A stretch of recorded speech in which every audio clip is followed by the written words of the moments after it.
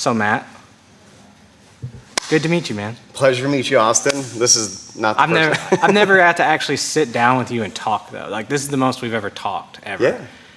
Like I remember the first time I met you, it was one of the first days I came back to training. Yeah.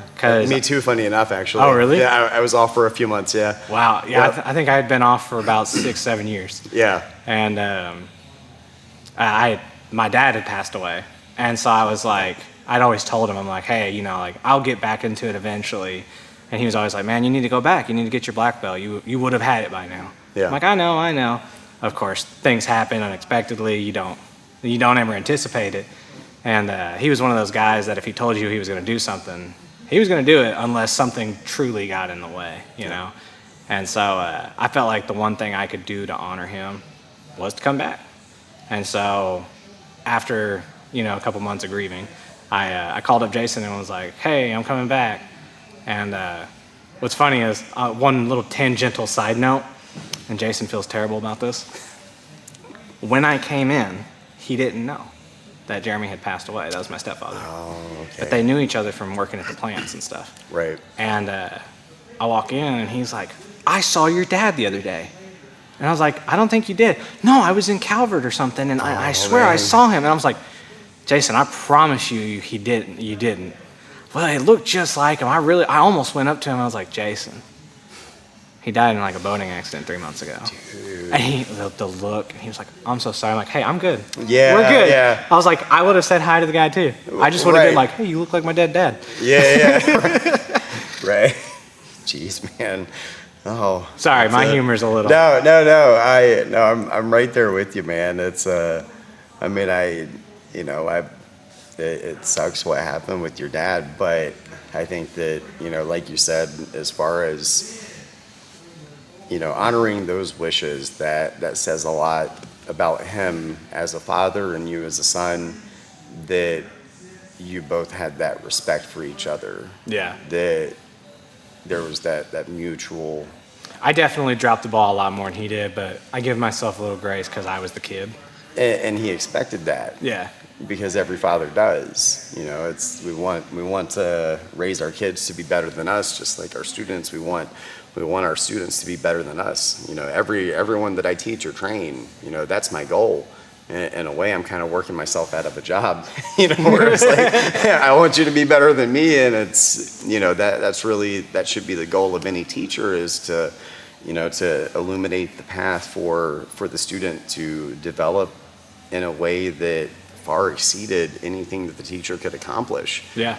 And like now I've got a 1.5-year-old. It's my first kid, and that happened right around the same time, you know. So like it's definitely interesting to like see the parallels between that, and then to go back and think like, oh, my dad was in this position at some point, and he was thinking about these things when I wasn't. And it's kind of cool to see how cyclical life is, and just how it's one big cycle of just like ignorance and then knowing and then more ignorance. Yeah, and then knowing what you don't know, which I think that's kind of like the highest form right there, is being aware of what you don't know. Yeah. And realizing what you don't know, and that's a jagged pill for a lot of people to swallow.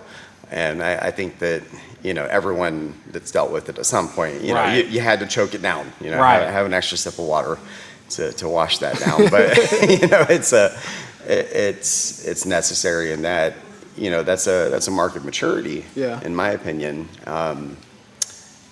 But yeah, it's you know, it's definitely it's good to sit down with you and actually, you know, have I guess the extended cut, the director's edition. The director's edition of Austin and Matt. Well, and what was kind of funny is like you were here the first day, and I just remember there was another new student that was showing up. Yeah. And I'm pretty sure he's a newer white belt. Yeah. And like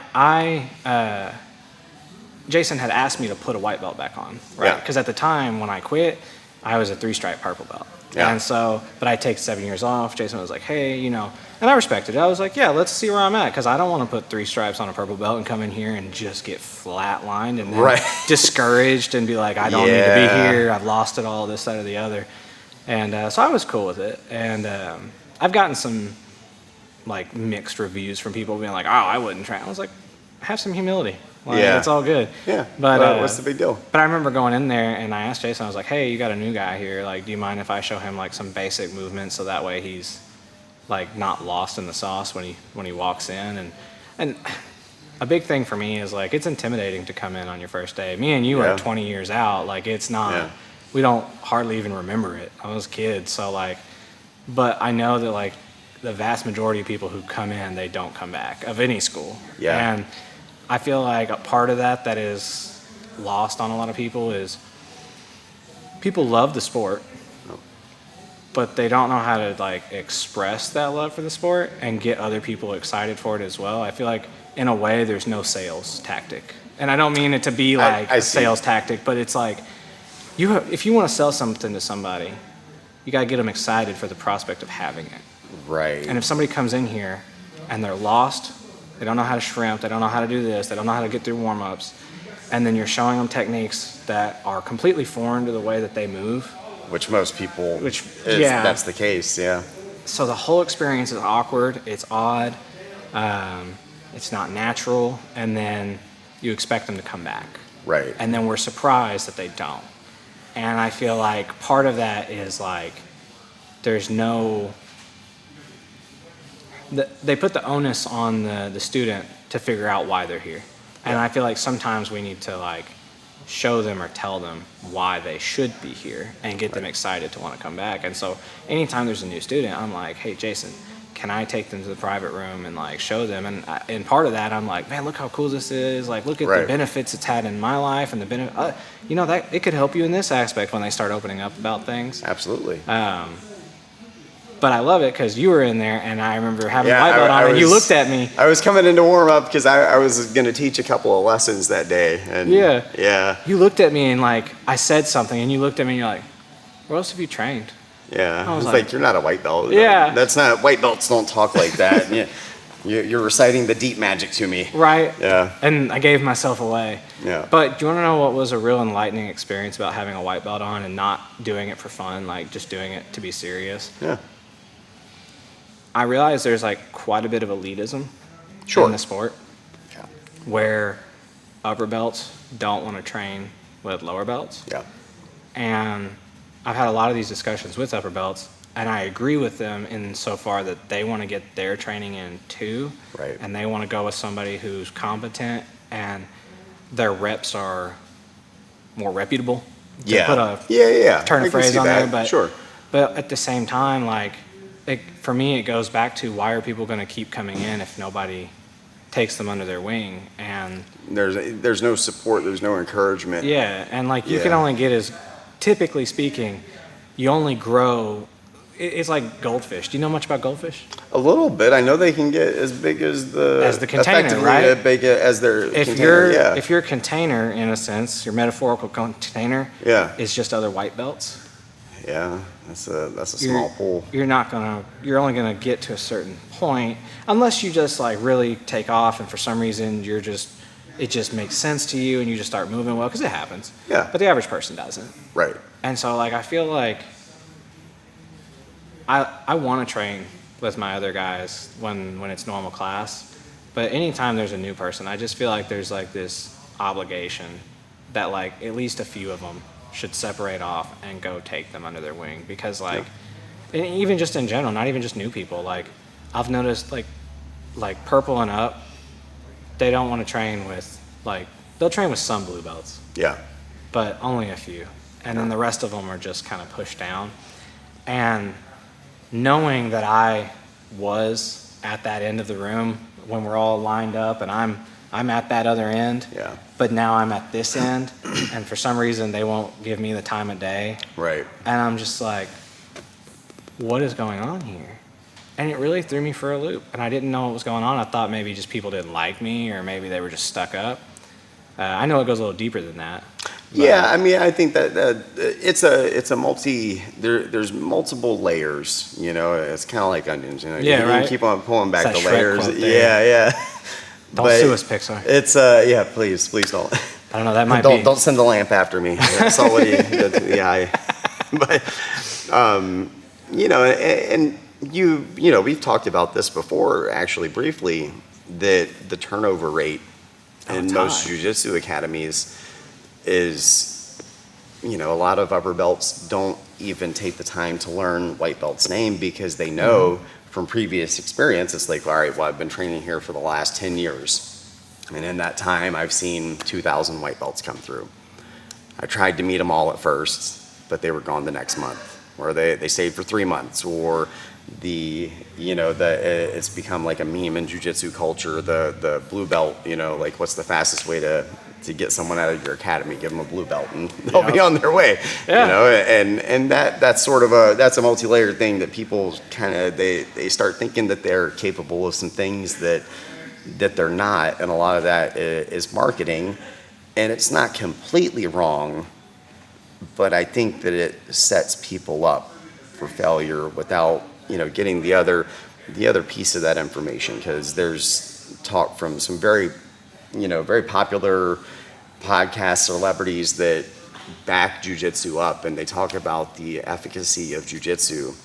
And it is a very effective martial art, for self-defense. It's fun. It in some ways is good for your health. In some ways it's bad for it. Oh yeah, it's a double-edged sword for sure. Yeah, because I don't think my knee would pop. I've broken just as many things doing jiu-jitsu as anything else. But you get this sort of the jiu-jitsu is bolstered up where it's like you have people like. I'm trying to think if he said it was a blue belt or purple belt. I think he said purple, but like Joe Rogan had made a comment to the effect of, basically, if you have a purple belt, like you wipe the floor with 90% of the population. Well, I mean, I'd like to think so. Sure, yeah. But there's a little bit more to that. Are you a purple belt that has actually focused on, pressure testing your self-defense techniques through all that time? Right. Or are you a purple belt that I'm going to come to class, I'm going to check the box on my attendance card, I'm going to do the move of the day, I might roll around and do some fun, kind of new school jiu-jitsu things, and they're fun to do, but maybe it's not appropriate for a self-defense situation to go into, a worm guard or a deep half guard. Right, yeah. Because if you do that, then your face is kind of like it's like a sign, just punch me in the face repeatedly. So it requires more elaboration than that. But yeah, if you take someone who's a purple belt, they have a good level of fitness, they have a good level of situational awareness, they've pressure tested all the things that they train, and they've turned it up where they've been able to approximate the fray, the battle. They've been able to at least to some degree approximate that. Those people, you're going to be very well prepared. But you take the average person that puts in the average effort, are they going to be able to defeat 90% of the population? No. I don't think so. I don't think so. I mean, are they better prepared? Sure. Yeah, they're better prepared. Absolutely. They're not going to be as caught off guard. But so is the guy that went to the strip mall and did 10 years of Taekwondo. Right, yeah. They're going to be better prepared than the average dude that sits on the couch and eats chips all day. Right. So. And what about the guy who is prepared and eats chips all day? Because I might fit in that. Well, I'm actually in that category. But I feel you, because I feel like there's like a delusion. Yeah. That like you said, you can just show up. And I even catch myself saying this when people are like, how can I get better? Just show up. But at the exact same vein, a little bit more goes into that. Yeah. Like if you're not gonna show up and do it, then stay home and watch UFC or something. Right. Well, and that goes back to you're gonna get a little bit better at that. Repetitions, right? Repetitions are important, but it's not just the repetition. You can't just muck your way through. Oh, dude, I did 10,000 armbar repetitions, but you just you put in half of the effort, and you didn't really add the pressure to it. Well, as somebody who also has the ADHD or whatever, is there anything that you've ever done in your life that is super repetitious and you've just really enjoyed? Oh yeah, no, I mean, I would say that a lot of those things are martial related. So I grew up with 3 older brothers. So knowing how to fight and how to defend myself, that was a pretty central theme to my day-to-day life, because my next oldest brother, he is 3 years older than my next brother. He was 5 years older. Then my next one was 7 years older.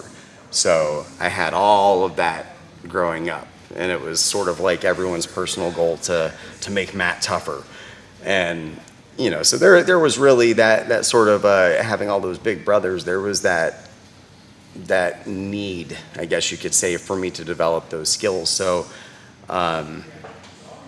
as far as like that repetition, for me, a lot of that repetition looked like obsessive study of martial arts and science. So that would definitely probably fall into that hyper focus, right? Yeah, and I would say that like my, officially, like I fall into the inattentive type of ADD, Same. ADHD, depending on which version you go with. But if I'm not interested in it, I might as well be in Antarctica. Like, it doesn't matter to me. But if I am, then it's, Well, you remember that that class? I think it was like 2 Saturdays ago or something you taught. Yeah. And you were like, I know everybody's going to roll their eyes. Here comes the hip toss. Yeah. But I think that's a perfect example of why showing up to class is not just what you have to do, and it feeds the delusion, because at a certain point, like, there are just fundamental things that you are going to rep a lot, and hip toss is going to be one of them. And you pointed it out, and I thought it was honestly refreshing that someone pointed it out, that when they start rolling their eyes, well, now they're not going to put any effort into actually making sure that the fine movements of it are accurate. Yeah. They're just going to put their body in front of the other person and lean forward, and the other person's also bored because they don't want to do it either, so they just lean over. Yeah, hop onto their back and make it easy. And then they go out and they think, oh yeah, if I get in a fight, I'm just gonna hip toss them.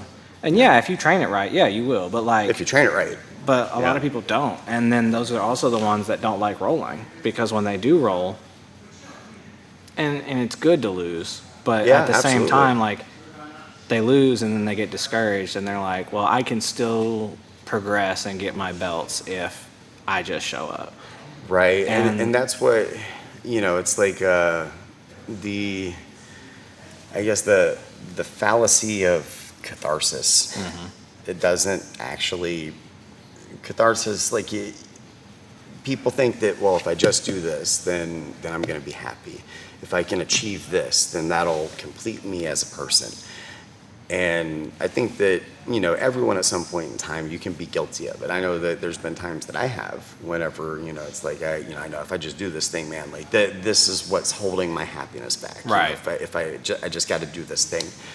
And you get a lot of people that do fall into that trap, I guess you could say, and then they get there, they finally get that blue belt, and then it dawns on them that the only difference between you today and you yesterday is the color of cloth that's wrapped around your waist. Mm-hmm. You're not any better than you were yesterday. As a matter of fact, you're probably worse, because you just got a really big ego boost that made you think that you're capable of some things that you're not actually capable of. Right. And then that's where you see the blue belt blues. That's a common meme in Jiu-Jitsu culture, where people, they get their blue belt and they're like, man, I feel like you hit a plateau. It's like, you didn't hit a plateau, you had a realization. You had a realization that everything that you did up until this point wasn't actually good enough. And all of those upper belts that you thought that you caught, which I've seen lots of hilarious, go on Reddit sometimes, and there was this one a couple of years back. Do you remember the micro adjustments guy? There was this. It's ringing a lot of bells. There was this dude. He was rolling with a purple belt, and he went into this, like, man, it was like a thesis on how he was, putting it on this purple belt. And how he's like, oh, I made this micro adjustment, real sneaky like, and, I caught this purple belt, and, something, I forgot what it was, but it was just like, pretty much it was like the whole brigade of the BJJ subreddit jumped on and they were like, dude, they were letting you work. Like, how do you not see this? You're a brand new white belt and you think that purple belt is like, you're just going to make some micro adjustments and that's going to be good enough to, you know, to pull one over on them. And I mean, what if this is like some like M. Night, I can't say his last name, was it Shyamalan? Shyamalan. What if it's one of those situations where he really did put it on him though? Man, I mean, you know what? Like, so, what if that guy, the purple belt, went home that night and was like, babe, Funny things happen. Funny things happen, and there's been times where, you know, you can have somebody, and I kind of fell into this category because I had a lot of different, I studied a lot of different martial arts over the years. I had first officially started studying whenever I was 9 years old. That was the first time that I had formally stepped into a dojo or dojang or an academy and officially put on a uniform. Now, from the time that I could walk, I had 3 older brothers that made it, you know, kind of the point of the day to beat me up. Right. So I was pretty scrappy before I had, you know, started training. But I had a lot of, you know, small introductions here and there through other arts that I had trained, where there was like a little bit of grappling, or here where it was like, you know, the dude was like a, you know, 7th or 8th damn black belt, whatever style, but then, you know, they're like, oh yeah, I also train jiu-jitsu and, you know, some judo on the side or whatever, you know, I have black belts in those too, and it's like, so they would add it into their class, so I'd pick up little things. And then, you know, the thing that really sealed the deal for me was I'd spent 10 years in the Army, and I had gone through quite a bit of combatives training through the Army, through the modern Army combatives program, and at the time, you know, I gave it a lot of flack, and you know, I think that was just me kind of being salty. Of primarily, I developed myself as a striker. You know, I'll say even to this day, like my striking is superior to my grappling. Exact opposite here. My striking is superior, and that's not to say that, you know, like I'm terrible at grappling. I'm not a world champ by any means, but I'm not terrible at it. But I got this exposure through the Modern Army Combatives program, which the program is actually based almost entirely, for the first few levels, is almost entirely based on the Gracie Jiu-Jitsu curriculum. Right, yeah. So I was able to go through... Because I remember, like, after Hoist won the UFC stuff, that, like, they started, like, contacting them and, like, trying to integrate. There's been a lot, yeah. There was a lot of deals made with various commands, and then you had the actual, like, program manager. There was I forgot his name, but there was one close Gracie that was involved, and then Matt Larson was the founder of the Modern Army Combatives program. But either way, it's all jiu-jitsu, just with the, you know, by the way, we're wearing body armor, you have weapons and things like that, so we're going to do these things with this on. So there was pressure. There was a lot of pressure. So even though, you know, I went through these classes, and as far as my jiu-jitsu goes, you know, it was like very basic, you know, very, very basic jiu-jitsu, but I had the pressure. I had the pressure put on me very, very early. Yeah. So whenever it came time for me to put on the jiu-jitsu gi and put on my fresh white belt, and then, you know, I'm rolling after class with some of the more, you know, senior blue belts at the time, and they're not doing what they think they're going to do to me, because I had already, you're not going to give me more pressure than my combatives instructor did, because they were rough. But you know, it was basically they see a white belt and they just took it as a white belt. Well, I'm a white belt that had trained in over a dozen other martial arts, right, that included some grappling as well. Also a combatives program that is primarily jiu-jitsu based. Right. And, you know, they just saw the white belt. And now all of a sudden, you know, I'm getting a blue belt into twisting arm control and gift wrapping them, and they're like, what is happening? You know, it's just like this it was kind of a funny situation.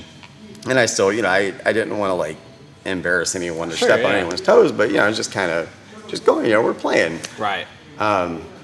But, you know, afterwards it was, you could tell that there was some bruised ego. Sure. Like there was definitely some bruised ego, where it was like, you know, he needed a reason. You know, why did this fresh no stripe white belt, you know, just do that to me? Right. And it's like, well, I have quite a bit of experience. You know, I've been training pretty much my entire life, and yeah, by the way, I was also a combatives instructor in the Army, so Right. yeah, I have some of that too. And then that kind of made him feel better, and he's like, oh, okay, you know, at least it wasn't For sure. a brand new day one white belt that did that to me. But I just told everybody when I came here with the white belt on, that when the upper levels would finally give me the time of day, I just put it on them. Yeah. And then they're like, "How long you been training?" I'm like, I think a week. yeah, something like that. Yeah. And then eventually I ended up showing up with a purple belt on because Jason told me to put it back on. And when they started asking questions, I just told them I liked the color and I ordered it. Yeah. I've never really never seen more people the color stay of after royalty. class. Never seen more people stay after class for open mat than the day I told them I just ordered it. I think they felt disrespected in a way, but I felt disrespected for not ever. I think it's great. I mean, yeah, I think it's great. But you know, I think that there's, you know, one thing that I can say. Whenever it comes to training with newer people, I try to make it a point if I'm able to, and it depends on my schedule that day. Sure. Because you know, life is busy, and there's also regular students that I do teach, so I can't compromise their lessons to, you know, teach the new white belt, whatever. But I do try to make it a point if I can help someone develop, because I can say that my technique had never been sharper until I had started teaching. Whenever you're forced to teach something, you develop in such a way that it's hard to replicate. Yep. Because you have to know those details. You have to know them. And even though you could be doing it where it's like, you know, you've just been, you know, hitting reps and rolling and you can just do it. You know, how many world champions have you seen? And, you know, we talked about this, you don't watch a lot of instructionals, but how many world champions that they win some world title, something, you know, ADCC or whatever, and they release an instructional and they couldn't teach you how to fold a shirt. Yeah. You know, it's a separate skill set altogether. But yeah, you paid like $200 for that DVD. Right. Like, I really want my money, but I can't get past it. I just, you know, they're really not that good of an instructor. And it's different skill sets, but it doesn't go both ways. But it does go in the sense that if you develop yourself as a teacher and you really dissect those moves into digestible portions for the student to eat. Yeah. Man, it really does something magical to your game whenever you can break something down and teach it, and especially with kids. And I would say that's probably one of the more challenging things was transitioning to teaching children. I was already a fully developed teacher / trainer before I even started training jiu-jitsu. I had trained people in the Army for, you know, thousands of people. I've trained thousands of people in different areas, from combat medicine, close quarters, battle, you know, military operations, urban terrain, tactical medicine, all of those things. You know, I've had classes that were, you know, over 350 people, where I was the guy, you know, teaching this class, you know, it was a class of 350 people. So I was already a fully developed teacher, so to speak. But man, whenever it came to teaching the kids, then I was like, "Whoa, I gotta switch gears here, because now I really gotta break it down for this kid to digest it." You know, versus whenever you're teaching a bunch of adults that kind of have a baseline of knowledge, you know, you can do a lot more with that, and you can get away with less. But with the kids, you can't. No. Because the kids, the other thing that I learned is the kids, they're gonna ask you the question, and you're not going to have the answer. They're going to find that one question. And it's not even like they're intentionally like, oh, I want to mess with, you know, a jiu-jitsu teacher. It's their curiosity is going to lead them down a way that you didn't think about that like that before. And now all of a sudden you're like, oh, now I got to figure this out. So that's something that definitely that helped me quite a bit was teaching. Helped me quite a bit. Taking on some of the it feels segregatory to be like taking on some of the white belts. No, I'm like, well, okay, Pierce, you have a name, right? Yeah, right. I recognize you, Pierce. But taking on some of the lower level guys, I've definitely continued to see improvement in my own game as well as theirs because someone's giving them attention, but also, like you said, I'm having to sit there and answer questions and really know what I'm talking about. Yeah. And if I don't know, it gives me direction and guidance as to what to ponder on later. Because I'm like, oh, there's a hole in my knowledge. Yeah. I need to focus that. Right. And I try to explain that to some people, but some people they're happy with what they do. But I love taking on new people and getting them excited for it and then showing them things because I feel like in the same vein, I feel myself progressing every day. Yeah. Whereas I hear complaints from other people saying, I feel stagnant. I feel like I'm not getting any better. And there's the argument that, everybody around you is getting better at the same time. That's why you feel that way. But some people genuinely they do stagnate. They do, yeah. Where it's like, no, you're just not getting better. And I try to encourage them to branch out and to maybe take on, and mentor somebody so that they're forced to work on like an intellectual basis rather than a muscle basis. And I've sent people down that way. And, one example that comes to mind is people's egos get damaged, which that's anyone listening, if you're interested in training martial arts, judo, jiu-jitsu, whatever, everyone has an ego. You can't deny it, you can't avoid it, it's a part of you. But I implore you to murder it as soon as you possibly can, because some people, they get drugged to the deep end of the pool and they've never felt what that feels like and they can't handle it. And I've seen people have straight up breakdowns where it's like they thought they were capable of seeing some things that they weren't really capable of, and then whenever the heat got put on them, they popped and that was it. And that was the end of it. But but the point I was making before was one thing that dealing with people's egos specifically, because a lot of people, they have a hard time losing. You don't lose in training. That's not what training's for. Right. Now in competition, you win and lose in competition. As far as whenever we're in here training, we're at the academy, there's no losing. What is it they say? You either win or you learn or whatever. Right. That's kind of a generic. But while we're training, we're I feel not. like you only lose if you walk out of here feeling like you lost. Right. You're the one that puts you put the value on that. Yeah. That's a personal thing for you to place the value on. But there's a couple of people that I could see that was their hang up, where ego was getting in their way of progression. And I told them, I said, this is going to be really hard for you to do. But next time you come in here, next time you roll after class, or we're doing rounds or open mat or whatever, I want you to lose. I want you to tap to every single person that you roll with, everyone, even if you know that you're better than them 100 times out of 100.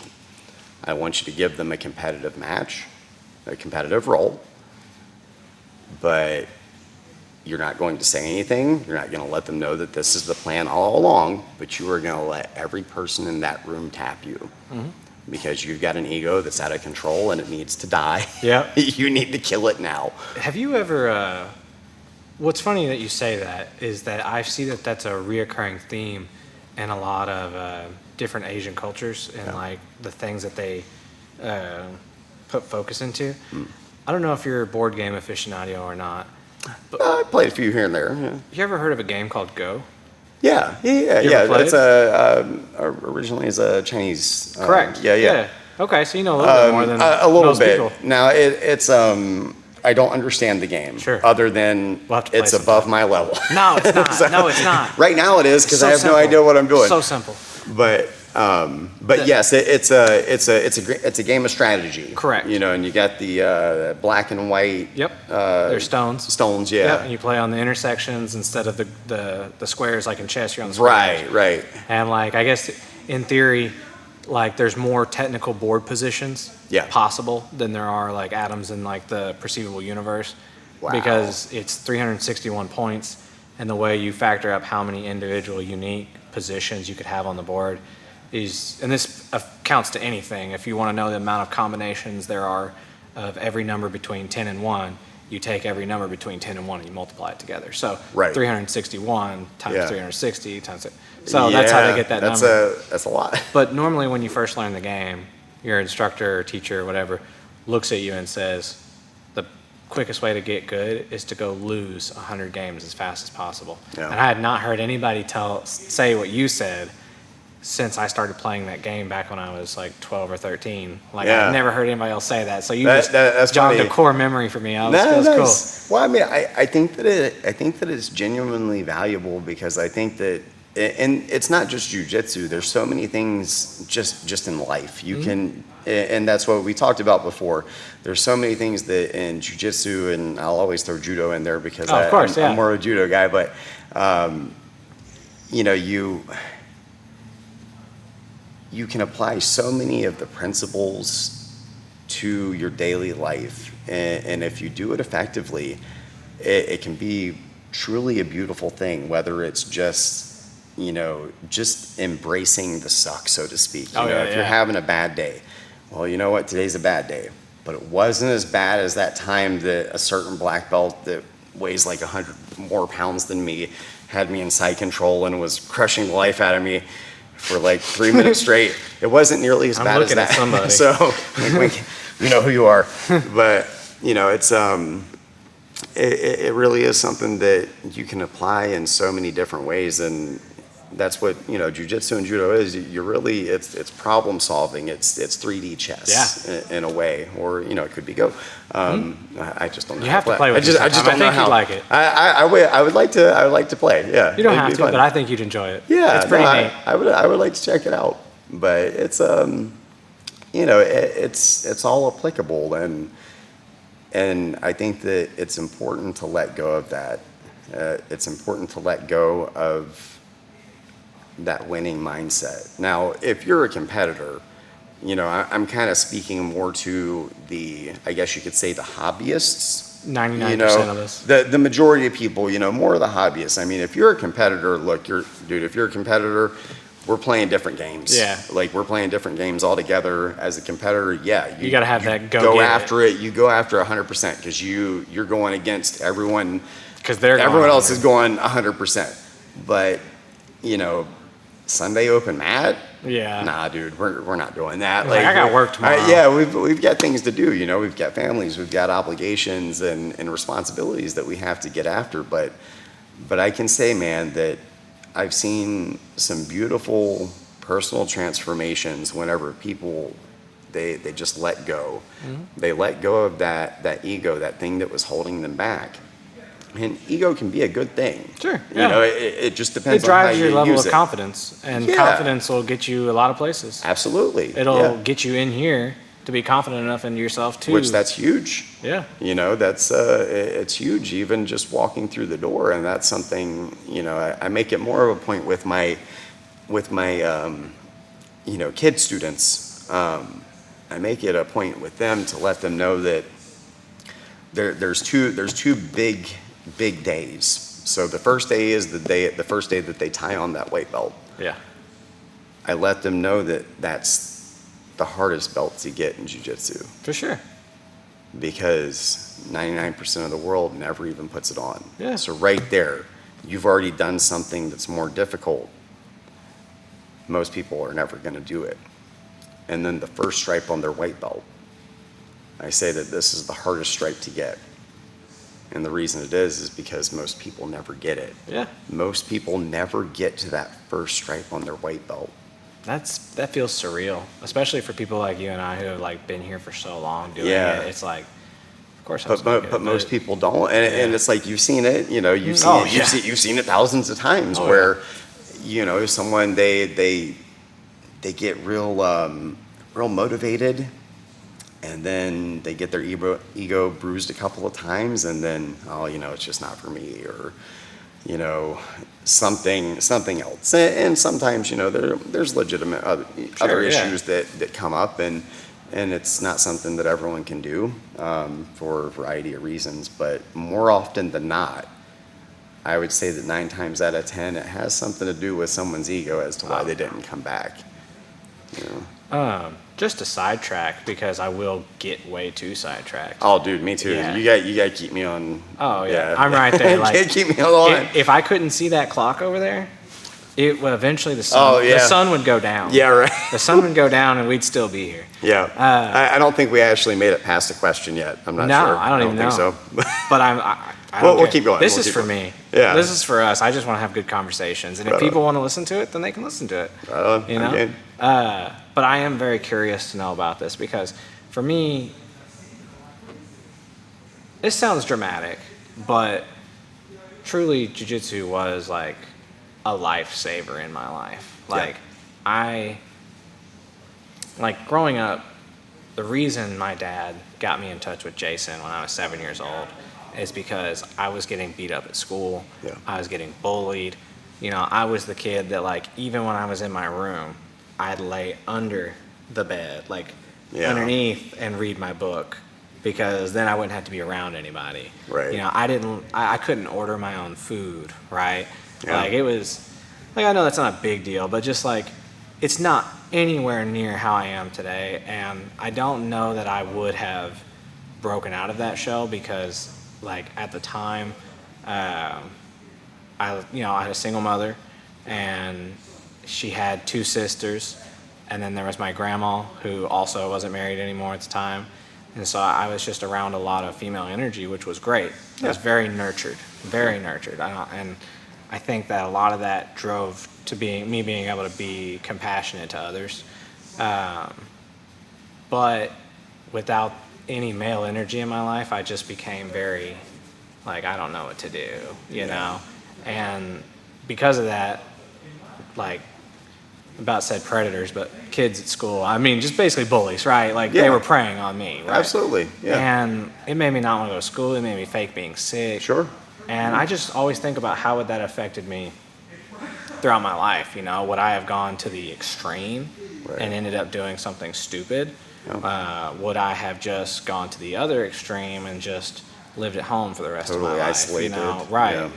And meeting Jason, and what's cool is when I post this, I've got some pictures from back in the day, like, and you can see a bunch of kids in the class, and I had maybe been training for like a month, and I had started right at the beginning of summer break, and my stepdad, who had just kind of recently came into our lives, was pretty much just like, no, we're gonna nip this in the bud. Like, if you don't go to school and fight your bullies the next time they pick on you, me and you were gonna fight. Which, of course, he wasn't really gonna fight me. Right. He was motivating you. But like, I think kids don't understand sarcasm until they're like 10 or something like that. My kids understand. They're the most sarcastic kids you'll ever meet. Seriously, that's dude. funny. Yeah. So like, I took him seriously. You're like, oh no. I'm like, that guy or this kid. Yeah. I'm sorry, it's you. Yeah. And so I get enrolled in classes, and I'm training with Jason. I'm training with Eli. Jared was there. Kevin was there. Like, all the OGs. Yeah, you had all the OGs, yeah. And in this picture, I think, you know, sometimes you see a picture, and I might be like being grandiose about my own life. I'm not, but like, you know, sometimes you see a picture and it just says a lot. Sure. For me, this picture says a lot, because there's a bunch of kids. Some of them got their fingers up their nose. The other ones are pushing on each other. Yeah. And we're all in a circle, and you see Jason at like 32 years old, just like standing at the front. Nobody's looking at him. And I'm looking to find me in this picture. And sure enough, I'm dead center, just locked in. Right. And to me, like, looking back on that, like, it made me think about, like, that little kid was in like survival mode.